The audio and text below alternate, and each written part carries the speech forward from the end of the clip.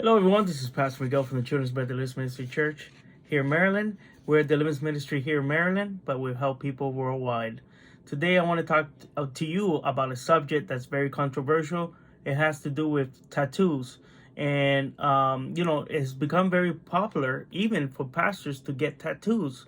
And a lot of times I wonder why they do this because tattoos are what we call a door to the demonic, and I'll explain to you why. Now, before you log off and you say, oh no, not this again, listen to what I have to tell you. Listen to what I'm going to tell you and teach you here today, because it's going to give you an understanding of how to, cancel tattoos that you have, right? And make you consider the fact that if you're considering to get a tattoo in your body, you might think twice about getting one. Okay, so if you have one, you could cancel it out. But if you, for example, are thinking about getting one, think twice about it. I'll explain to you why. Now, the book of Leviticus, chapter 19, verse 28 tells us clearly, do not cut your bodies for the dead or put tattoo marks on yourselves. I am the Lord. And, God clearly warns the people of Israel not to get tattoos or to mark their bodies, because the reason for that being is because the marks themselves open up people for demonic attack. It opens people up for demonic attack. Now, I know you're probably thinking this is Old Testament, but the concept does not change, and I'll explain to you why. Even though this is Old Testament, and you may feel we're free to do whatever we want now, right? Because we're not under the law anymore. You know that that's incorrect, and I'll explain to you why. Tattoos could be an open door to the enemy. As a matter of fact, we have many people that have come to our ministry for prayer, and the open door, how the demon got in, is because of tattoo. And I'll explain to you why this is a problem. Tattoos could be demonically charged, meaning that they could signify a demon, and they could open a door to a demon, and these things have to be canceled so that the demon will leave you, because a lot of times that's the legal right why the demon is there, because you open the door through a tattoo. What happens also is that a demon could influence you to get more tattoos in the form of the demon itself. So we get, for example, people that have skulls in their bodies, or they even have demons and fairies. Something as innocent as people think as a butterfly could signify fertility and such things. And these things open you up for demons of lust and obviously destruction and death. And so while you may think your tattoo is not really an issue, let me explain to you why I'm doing this video. I found an article called Inking a Permanent Spell. And while this guy here uses what we call sigils, and sigils are pictorial symbols used in magic to represent a god, or they can be created to with intention for a desired outcome. These are basically what he's saying. What this guy is saying is that you could tattoo yourself with a picture that is created. Sigil means, we in witchcraft, sigils on Satanism, sigils usually have to do with demons. And I'm not saying for example, you might tell yourself, I didn't get a sigil. I didn't get a picture of a demon. But let me explain to you what the problem is.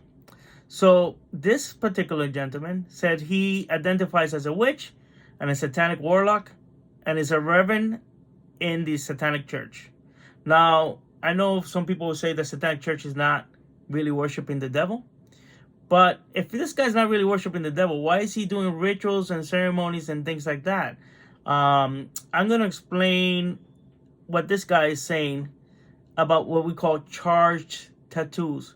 It's tattoos that are charged with demons.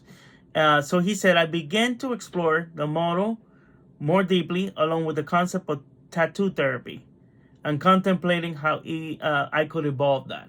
So he's saying that, there's something called tattoo therapy, and that has to do with people that, for some reason or another, get tattoos to feel good because it increases the endorphins. It also increases dopamine and adrenaline, and those things make people feel good. And, if you see somebody that has tattoos over their bodies, more than likely they have emotional problems and they need inner healing. because the reason why they're getting that is because they want to feel good. The needles feels good to them because of the fact that it increases dopamine, adrenaline, and all these hormones in their body. So this guy goes ahead and says, I had an epiphany to combine my understanding and background of the ritual magic with the tattoo process to create something new. So now this is not something new. This has been there for a very long time where people have been doing this. He goes on to say, it's tattoo witchery, complete with personal healing sigil and self-empowering sigil that I create for the recipient. So this guy creates his sigils with an intention. And, you know, he goes on to say that there's incense and chanting, there's bells, there's gong. These are all witchcraft, you know, tools that people use. They go, and it says, the very intense intention that all go into magically charge the sigil as it is applied. So he charges the sigil through chanting and bells and things like that. The interesting thing is that these things don't need to be charged like this. The drawing itself attracts the demon. The sigil or the drawing or the picture itself attracts the demon. So the sigils are infused through ritual and magic. That's what he says. So it says here, what sort of reason does the client request a magical sigil tattoo? And he says there's a laundry list ranging from anxiety, depression, anger management to substance abuse, desires of love, self-love, and just needing more positivity. Others want self-empowering elements that will range from increased imagination, better magical abilities, and focus to skills of alluring, spiritual enlightenment, and manifesting money. So he says that these people go to him, a witch and a Satanist, to get these tattoos in their bodies, to attract these things, The same thing happens when you get a tattoo. And let me tell you something. You may think your tattoo artist is a man of God or a woman of God. They may be Christians and that they go to church, but you don't know what they're doing behind closed doors. And that drawing that you like and you place in your body, you don't know if it's charged. The ink itself could be charged and they're tattooing it in your body. You don't know if the demons inside of you are influencing you to get a specific tattoo. God has warned us that we should not tattoo our bodies. And if you did get a tattoo in your body and you think it's cool, I ask you that you don't lose anything by doing it, by canceling that tattoo, canceling the tattoo by getting anointing oil and praying over the tattoo and making the sign of the cross over the tattoo and canceling the portal and canceling the charge within the tattoo. Now you can, more than likely if you have a skull or you have anything that has to do with, some people have the angel of death and things like that. That's usually an indication that you may have the spirit of death within you. So you need to go through deliverance to make sure that every tattoo is canceled and that if you do pick up demons, they come out of you, okay?